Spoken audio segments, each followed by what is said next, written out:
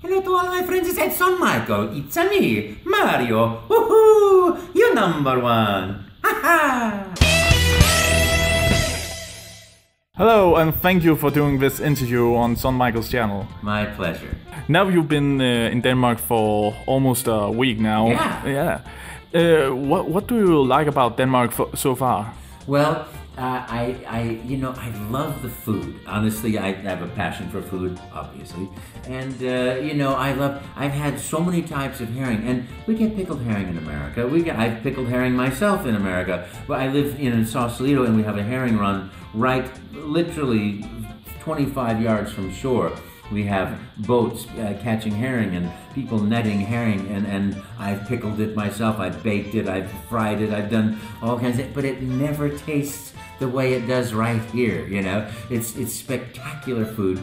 The people are very nice, and I noticed too, the Danish people, it's like you're a big club of 5.5 million people, that if you can be anywhere in the world, but when you're with a Dane and he hears another Dane, the two of them will somehow connect and they'll be talking to each other in Danish in no time, which I think it's great. You know, it's like one of the things I love about the conventions is I can see that people come together and make friends for life. You know, the common joy, the common passion, the common love for a game or an anime or for costumes or characters in those games brings people together and creates friendships for life, you know. And I get the sense that Danes really create lifelong friendships, which I think is fantastic. But food, fantastic. Copenhagen, gorgeous city, and the people absolutely the best. And you've been the voice for Mario, and you're just the icon of the video game industry. So what made you do that big decision back in the time? The big decision, well, you know, I was sitting on a beach and a friend said, come and do this audition. I said, I can't come if I'm not invited. You should go. I said, I'm a professional, I never go. Go ahead. I said, okay, where do I go? And he told me the address, and I went, and the direction was, you know, you're an Italian plumber from Brooklyn. You're a video game character. You're going to talk to people all day long as this character in a real-time animation system with things glued to your face. If it doesn't work, you still got to talk to people all day. So make up a voice, make up a video game, start talking, and when you run out of things to say, that's your audition. And I started with, hello, I'm a Mario. Let's make a video game together. Let's make a pizza pie, you know. And I started talking and didn't stop until the tape ran out. And that was just very fortunate that the choices that I made of being upbeat and happy and joyful and fun were exactly the sort of things that Mr. Miyamoto and the creative teams at Nintendo liked for that character of Mario, whom I had never seen before and had never heard of before. So it caught me completely by surprise, and it's been 24 years of absolutely wonderful joy and wonderful surprise. Awesome.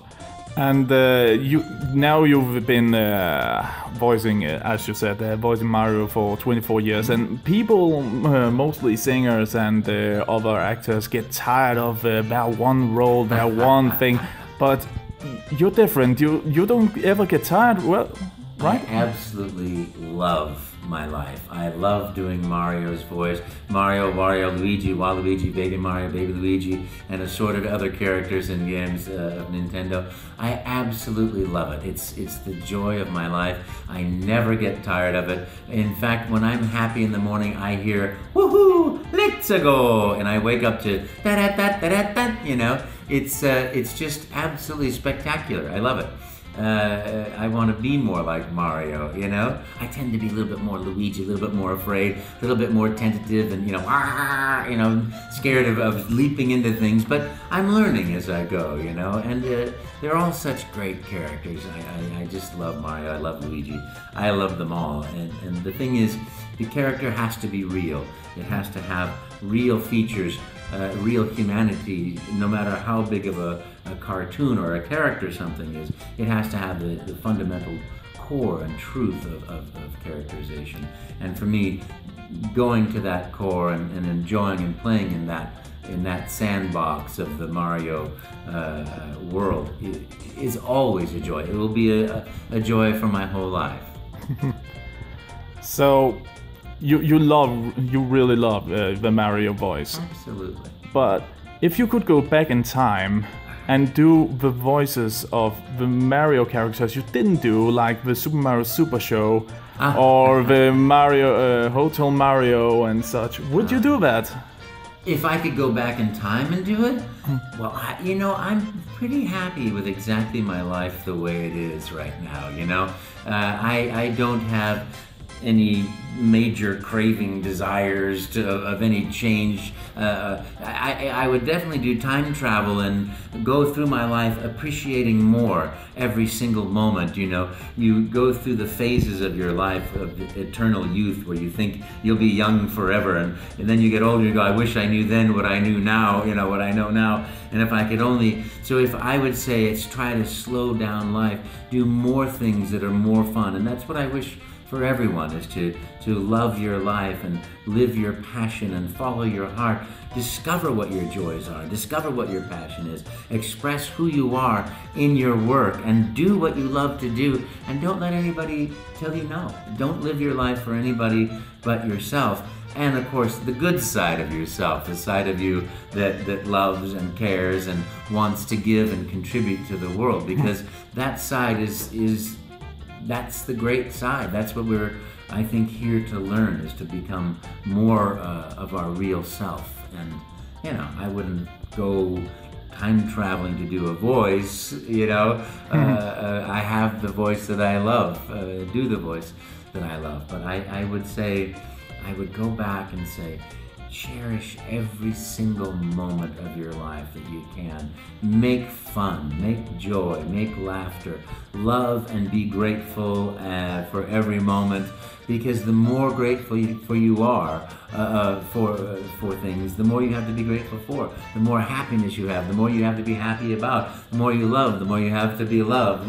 So it's just this wonderful generating energy of life that I would go back to myself back then and say, hey, listen, have fun. But it's interesting, if I hadn't gotten Mario, what would I do?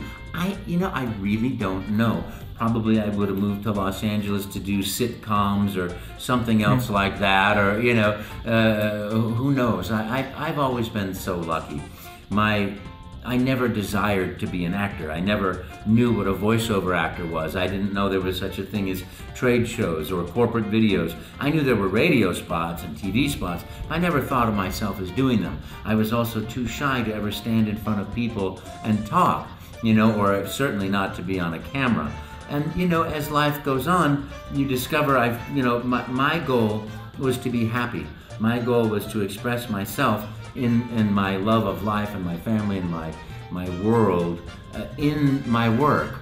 And I think that desire, because you can't control reality, you can't necessarily say, I'm going to be that voice. Although there's one guy who did Doctor Who, when he was 6 years old, he said, I'm going to do Doctor Who, I'm going to be that character. And he ended up doing it, which is spectacular. But in general, you can't control your reality, moment by moment, that this. But you can decide on a goal of happiness and love and joy and friendships and things. And you can go towards that goal. And you make choices and choices and choices along the way that support that. And soon enough, you find that you are creating your own destiny.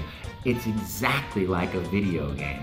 You wake up in the morning, you decide what character you're going to be, and then you make choices based on what happens all day long. And then in the end, when you go to bed at night, or when you go to bed at the end of life, what character was I? What did I do? Where did I go? How did I respond to the world, And, one noise, bang, on a table can make some people think, firecrackers, how fun. Well, another person, gunfire, look out, How do you change, how do you respond to your world, and how do you create your world? And the example of gunfire is not a good one, but two things, or one thing that happens to 100 different people, you have 100 different people's decisions on what that means and what significance they give it and what change, how they choose to respond to that sound or that noise or that,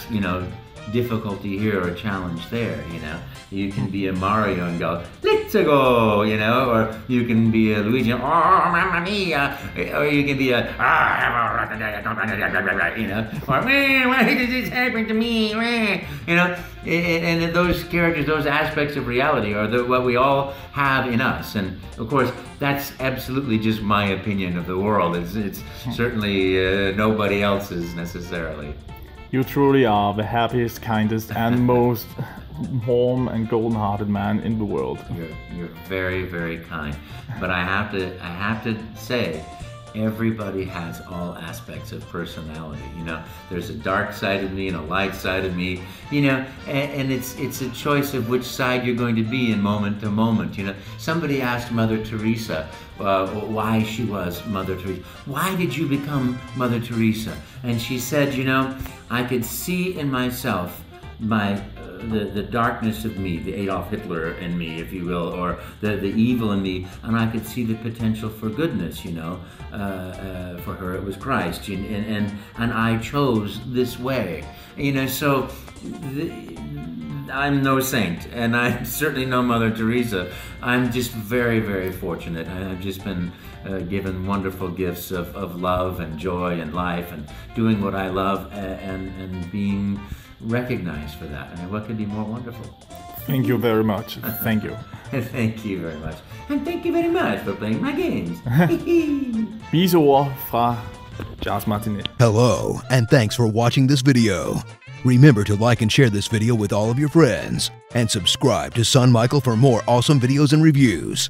Have an awesome day, and remember to drink coffee.